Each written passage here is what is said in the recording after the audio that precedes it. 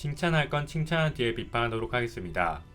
그동안 수많은 판타지 만화를 봐왔지만 그중 가드 오브 하스쿨은 굉장히 특이한 편에 속했습니다. 일반적인 판타지 만화는 세계관이 쭉 이어지는데 가드 오브 하스쿨은 유독 세계관의 변동이 많은 만화였죠. 예를 들어 신의 탑은 포그와 자하드, 10가조의 대립이 큰 틀을 이루고 있고 노블레스는 귀족과 웨얼프, 13장로의 대립이 큰 틀을 이루며 이 커다란 세계관의 변동이 없었습니다. 그런데 가드 오브 하스쿨은 1부와 2부에서는 진모리가 주인공이었다가 진태진 외전에서는 진태진이 주인공으로 등장합니다. 그리고 3부에서는 제천 대성을 중심으로 한 500억 스토리가 펼쳐졌고 4부인 세계 대회에서는 제천 대성의 분신인 휘모리가 주인공이었죠. 5부인 라그나로크에서는 그 역할을 다시 진모리가 이어받았고 6부인 신과 한판에서는 단모리가 주인공을 이어받으며 완전히 새로운 세계관이 형성됐습니다. 물론 가드 오브 하스쿨도 신과 마, 인간이라는 커다란 세계관엔 변동이 없었으나 신의 탑이나 노블레스처럼 주인공 시점에서만 스토리가 진행되는 게 아니라 주인공이 바뀌고 그 주인공이 활동하는 무대가 계속 바뀌다 보니 세계관이 참신하게 느껴질 수 있었던 거죠. 신의 탑도 한층을 올라갈 때마다 새로운 에피소드가 시작되며 가드 오브 하이스쿨처럼 참신한 건 마찬가지였지만 주로 밤의 시점에서 만화를 해석해야 된다는 한계는 존재했습니다. 그리고 신의 탑을 포함한 일반적인 판타지 만화들의 문제점은 항상 약한 주인공이 등장해서 시련을 겪고 그 주인공이 성장하는 과정을 길게 묘사해서 스토리를 질질 끈다는 점이었는데요.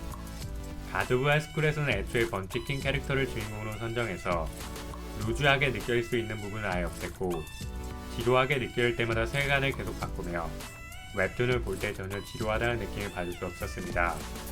그리고 작가님은 세계관이 복잡해질 것을 우려해서 백승철이나 박일표 같은 똑똑한 캐릭터를 활용하여 세계관이 바뀔 때마다 친절한 설명을 제공해서 만화에 대한 이해도를 높이는 데 성공할 수 있었죠. 신의 탑 같은 만화가 어렵게 느껴졌다면 그건 바로 세계관이나 떡밥에 대한 설명이 부족하기 때문인데 가드 오브 하이스쿨은 이것에 대한 부연 설명을 많이 해줘서 판타지 만화치고는 제법 가볍게 볼 수 있는 만화였습니다. 하지만 가드 오브 하이스쿨의 문제는 바로 세부적인 스토리에 오류가 많다는 것이었습니다. 먼저 과도와 초반 유미라의 결혼 스토리는 만화의 흐름을 방해한 과도한 설정이었죠. 물론 이 만화는 병만 요소가 강해서 재미로 넘어갈 수도 있는 부분이었지만 스토리상으로는 방해되는 과도한 연출이었습니다. 작가님 스스로도 이건 뜬금없는 스토리였다고 인정하며 스토리에 부족한 부분이 많다는 걸 드러냈죠. 이후 2부에서 박일표 스토리가 진행될 때 만화가 전진석 씨를 자문으로 초청하긴 했지만 역시 아쉬운 부분은 많았습니다.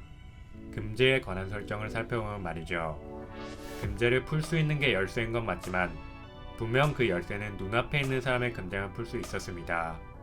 그런데 이후 리수진이 롭스를 포함한 모든 사람들의 금제를 풀어냈다는 설정은 초창기의 정한 설정을 벗어나는 것이었죠. 만약 리수진이 다른 사람들의 금제까지 풀어낼 수 있었다면 그 설정에 맞는 설명을 해줬어야 됐는데 작가님은 아무런 설명 없이 지구에 있는 금제까지 해제시키며 얼렁뚱땅 열쇠에 대한 떡밥을 끝내버렸습니다. 모래국에서 풀었던 금제가 왜 지구에 있는 사람들한테까지 영향을 끼쳤는지 저희는 도저히 알 길이 없었습니다. 알도 리수진처럼 금제를 해제시켰는데 애초에 리수진이 지구에 있는 사람들의 금제를 해제시켰다면 이 둘의 금제 해제는 겹쳤던 게 됩니다. 따라서 이건 캐릭터들의 역할을 잘 살리지 못한 다소 애매한 설정이 되고 말았던 거죠. 또한 딘이 리뉴얼 태권도를 완벽하게 구사한다는 설정도 굉장히 납득하기 어려웠습니다. 리뉴얼 태권도는 진태진의 몸에 특화된 기술로 일반적인 사람들이 사용한 몸에 부담이 많이 생깁니다. 북파 공작원의 30%가 자멸했다는 게 리뉴얼 태권도를 사용하기 어렵다는 증거였죠.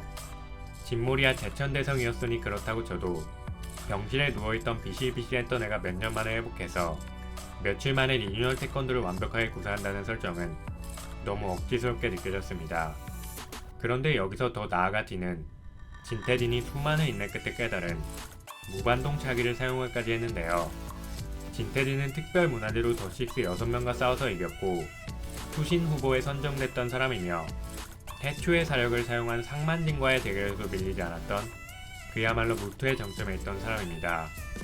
그런데 그 진태진과 무투를 이제 막 시작한 딘이 대등하다는 설정은 도저히 받아들이기 어려웠죠. 만약 딘이 신이었다고 밝혀지더라도 스토리를 짜맞춘 듯한 느낌은 피하기 어려울 겁니다. 물론 신들은 인간의 기술을 보자마자 카피하는 모습을 많이 보여주긴 했지만 애초에 딘이 신이었다면 아팠다는 설정도 부적절했으며 인간과 이 정도로 싸운다는 게 불가능했을 겁니다. 신은 인간과 불가침 조약을 맺어서 더 이상 인간들의 세상에 개입할 수 없게 됐으니까요. 따라서 딘은 신이 아니고 인간인 것처럼 보이는데 그런 딘이 몇천 년 동안 용포를 사용한 진모리보다 용포를 자유제대로 다룬다는 건 밸런스를 파괴한 설정이었습니다. 용포 모드는 진모리가 전성기였을 때도 사용하기 버거워했을 정도로 빡센 기술인데 이걸 인간의 육체로 버텨낸다는 건 말도 안 되는 설정이었죠. 노블레스도 그렇고 가드바스쿨도 그렇고 지금 많은 독자들한테 비판받고 있는 이유는 바로 세계관에 벗어난 설정 때문이라고 생각합니다. 노블레스는 1장로가 당한 뒤 위성 공격 스토리로 넘어가서 초능력자 만화라고 보기 힘든 수준으로 변했고 가드 오브 하스쿨은 덧식스와 박모진 스토리를 벗어나서 아무런 상관도 없었던 딘한테 너무 심한 버프를 주니까 독자들은 혼란을 느낄 수밖에 없었던 거죠. 판타지 만화에서 가장 조심해야 될 부분은 바로 세계관의 틀이 깨지는 부분입니다. 드래곤볼과 블리치가 욕을 먹었던 이유도 세계관과 무관한 캐릭터들이 계속 나오며 쓸데없는 파워업이 많았기 때문인데 노블레스와 가드워도 그 전철을 밟고 있는 것 같아서 굉장히 안타깝게 느껴졌습니다. 전 딘 스토리를 제외하면 가드 오브 하스쿨을 굉장히 재밌게 봤습니다. 이전까진 대단한 명작이라는 느낌이 들 정도로 훌륭한 만화였다고 생각하는데요. 이렇게 판타지 웹툰 대장이 무너지는 모습이 굉장히 안타깝게 느껴지네요.